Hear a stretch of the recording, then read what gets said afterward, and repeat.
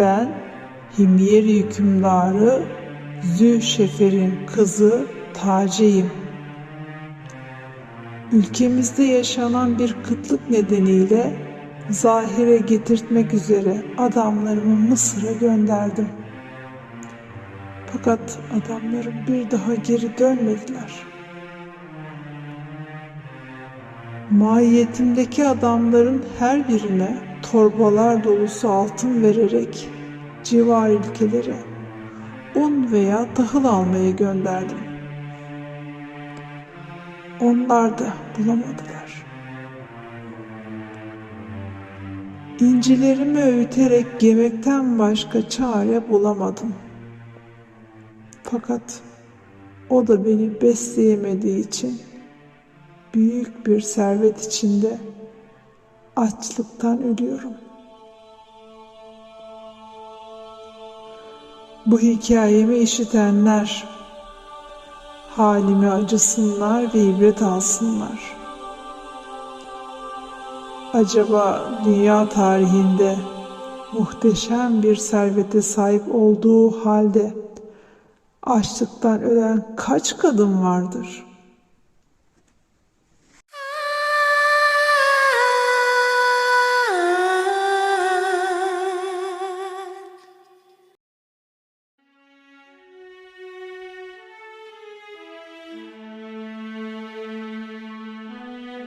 Tarihte bilinen ilk kıtlık Mısır'da meydana gelmiştir.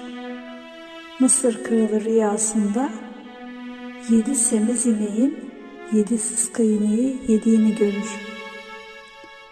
Yapılan rüya tabirlerinin hiçbirini beğenmez.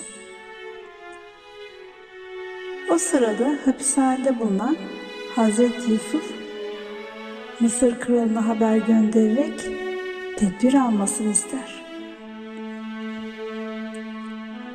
Hazreti Yusuf rüyayı yorumlayarak der ki, o yıldan itibaren 7 yıl görülmemiş bir şekilde bereket yaşanacaktır.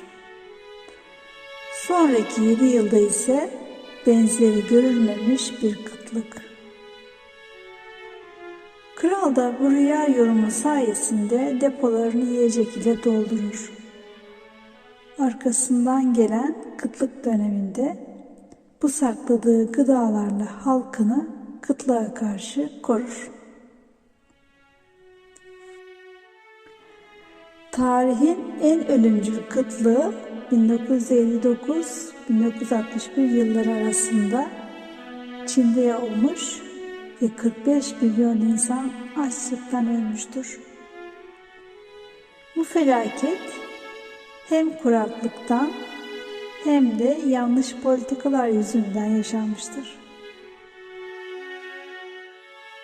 Öyle bir kıtlık düşünün ki bazı şehirlerde yaşayan her 3 kişiden biri açlıktan ölmüş olsun, görevlilerden yiyecek isteyen çocuklar dağlara götürülüp ölüme terk edilsin ve söyleyemeyecek kadar yamyamlık olaylar yaşanmış olsun.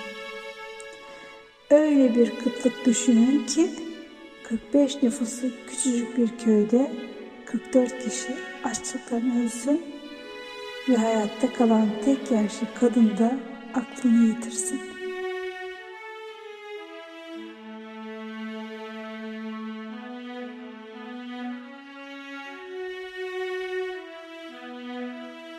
Eskiden atalarımız kendi üretmese de temel gıdalarını yıllık olarak alırlarmış.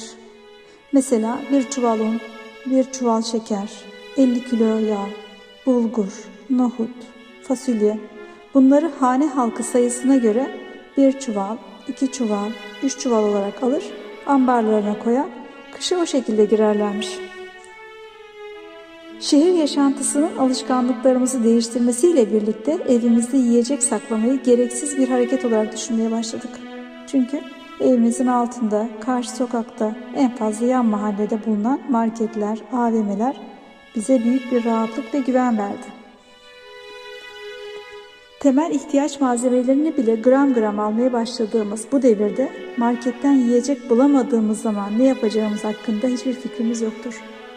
Eskiden her evin bahçesinde bir kuyu olurdu. suyunu oradan temin ederdi. Şimdi çeşmelerimizden akan suyun hiçbir garantisi yoktur. İçme suyumuz bile bize pet şişelerde satılır. Dönemimizde hiçbir açlık, kıtlık yaşamamış olmamız yaşamayacağımız anlamına da gelmez. Evimizde en az bir yıllık kuru erzağımızın olması, yağımızın, şekerimizin olması hiçbirimizi de stokçu yapmaz. Yalnızca olumsuzluklara karşı bizim daha güvende olmamızı sağlar. Bu videomda sizlere gıdalarınızı uzun süre bozulmadan nasıl saklayacağınızı anlatmaya çalışacağım. Marketten aldığımız gıdalar işlenmiş olarak, bazıları ise tarladan üretildiği gibi paketlenip tüketime sunulur. Tarladan gelen ürünlerin üzerinde gözle görülmeyen böcek yumurtaları olabilir. Bunları alıp evimize getirdiğimiz zaman uygun ortamda yumurtalar çıkar, böcekler o ürünle beslenir, kelebek haline gelir ve yumurtalarını diğer gıda paketlerinin üzerine bırakarak neslin devamını sağlamaya çalışır. Bu yiyeceklere örnek olarak nohut, fasulye, mercimek gibi gıdalar verilebilir. İşlenmiş gıdalar ise yüksek ısılara maruz kaldığı için böcek yumurtası bulunmaz. Mesela bulgur, makarna. Fakat işlenmemiş gıdalarla aynı yerde muhafaza edildiği zaman mevcut böcekler onlara da musallat olur.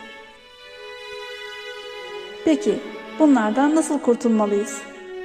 Birçok insan değişik yöntemlerle çözümler üretmek için uğraşsa da kısmen başarılı olur. Bunların içerisinde gıdaların arasına defne yaprağı koymak, biberiye, adaçayı, sarımsak gibi kokulu bitkiler koyarak güve kelebeklerini uzak tutmaya çalışırlar. Fakat güve kelebekleri ürünün üzerindeki yumurtadan çıkıyorsa bu yöntemlerin etkisi çok azdır. Biz çiftlikte yaşayıp bu ürünlerin birçoğunu kendimiz ürettiğimiz için ürünlerimizi bir yıl veya daha fazla yıl böceklenmeden saklamamız gerektiğinden bu yöntemlerin birçoğunu test ederek kendimizce en etkili yöntemleri geliştirdik. Bunlardan en etkili 2 yöntem vardır. Birincisi, kuru gıdalarla birlikte her katmanla belli bir miktar kaya tuzu dökerek ürünleri tuzla saklama yöntemidir.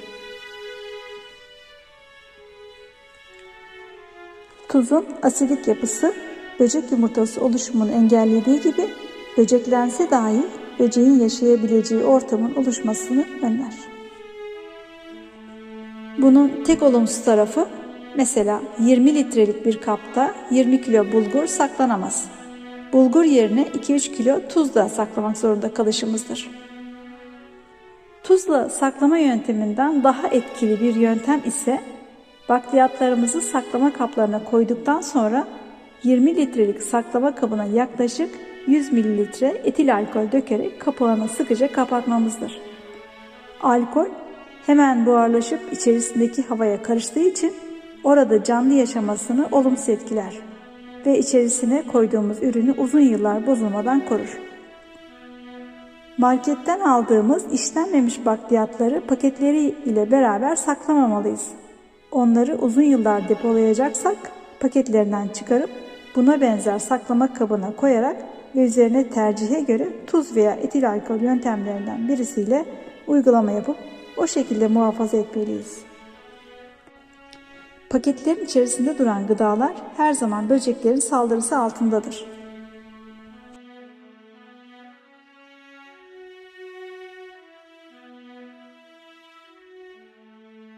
Gıdaları saklarken öncelikle kaç yıllık gıda saklayacağımıza karar vermemiz gerekir.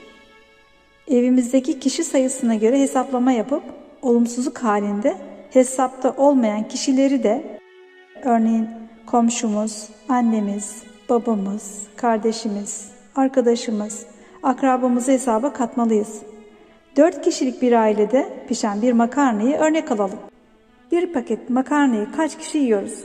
Bunu herkes bilir.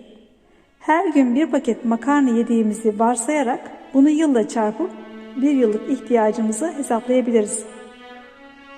Makarna dışında bakliyat ve hububat gibi yiyecekleri de stoklayacaksak hesabımızı yine bu şekilde yapıp muhafaza edeceğimiz saklama kaplarını ona göre seçmeliyiz. Makarnanın son kullanma tarihi yoktur. Kanuni zorunluluktan dolayı firmalar ürünlerin üzerinde son kullanma tarihi yazarlar. Uygun şartlarda saklanıldığı zaman onlarca yıl dayanabilir. Bulgur da makarna kadar besleyici bir gıda olması sebebiyle en fazla saklanması gereken ve dayanıklı bir gıdadır. Uygun şartlarda o da onlarca yıl dayanır. Aslında ürünlerin bozulmasına sebep olan şey böcek yumurtalarının dışında bakteriler, küfler ve mantarlardır. Böcek yumurtası olmasa dahi nem, ısı ve oksijen bunların her yerde üremesini kolaylaştırır. O yüzden yiyeceklerinizi kuru ve mümkün olduğu kadar oksijensiz ve serin bir ortamda saklamamız gerekir. İçinde nem olmayan kapların küflenmesi mümkün değildir. Tuz ve alkol yönteminde sakladığımız koşul ne olursa olsun sıcak veya soğuk, nem yoksa bozulma kesinlikle olmaz. O yüzden sakladığımız ürünlerin ıslak olmamasına dikkat etmeliyiz. Ayçiçek yağı zeytinyağına göre daha uzun süre dayanır. Zeytinyağı 4-5 yıl bozulmadan uygun ortamda saklanabilir. Ayçiçek yağı 10 yıl ve daha fazla dayanabilir. Yağ tenekesinin içinde kalmak şartıyla. Yağları plastik kapların içerisinde kesinlikle saklamamalıyız. Mümkünse serin yerde korumalıyız.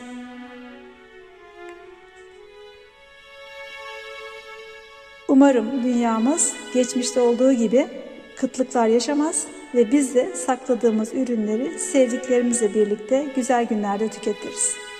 Hepinize bol bereketli günler diliyorum.